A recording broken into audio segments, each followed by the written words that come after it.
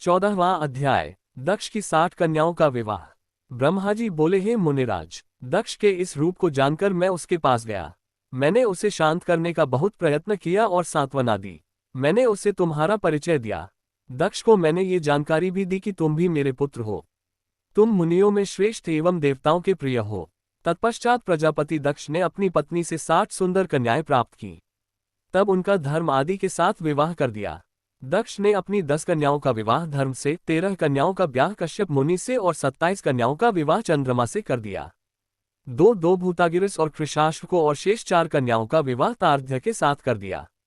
इन सब की संतानों से तीनों लोग भर गए। पुत्र पुत्रियों की उत्पत्ति के पश्चात प्रजापति दक्ष ने अपनी पत्नी सहित देवी जगदम्बिका का ध्यान किया। देवी की बहुत स्तुति की। प्रजापति दक्ष की सपत्नीक स्तुति से देवी जगदम्बिका ने प्रसन्न होकर दक्ष की पत्नी के गर्भ से जन्म लेने का निश्चय किया। उत्तम मुहूर्त देखकर दक्ष पत्नी ने गर्भ धारण किया। उस समय उनकी शोभा बढ़ गई।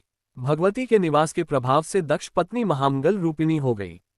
देवी को गर्भ में जानकर सभी देवी देवताओं ने जगदम्बा की स्तुति की। 9 महीने बीत जाने पर शुभ मुहूर्त में देवी भगवती का जन्म हुआ।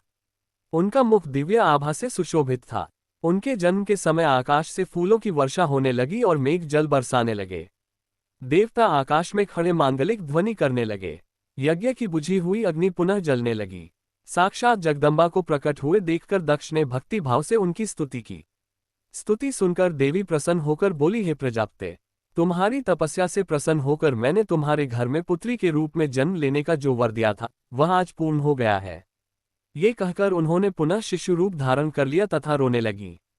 उनका रोना सुनकर दासियां उन्हें चुप कराने हेतु वहां एकत्र हो गई। जन्मोत्सव में गीत और अनेक वाद्य यंत्र बजने लगे।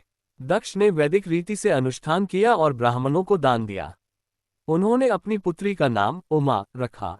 देवी उमा का पालन बहुत अच्छे तरीके से किया जा रहा था।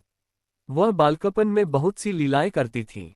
देवी उमा इस प्रकार बढ़ने लगी जैसे शुक्ल पक्ष में चंद्रमा की कला बढ़ती है। जब भी वे अपनी सखियों के साथ बैठी, वे भगवान शिव की मूर्ति को ही चित्रित करती थीं। वे सदा प्रभु शिव के भजन गाती थीं। उन्हीं का स्मरण करती और भगवान शिव की भक्ति में ही लीन रहती।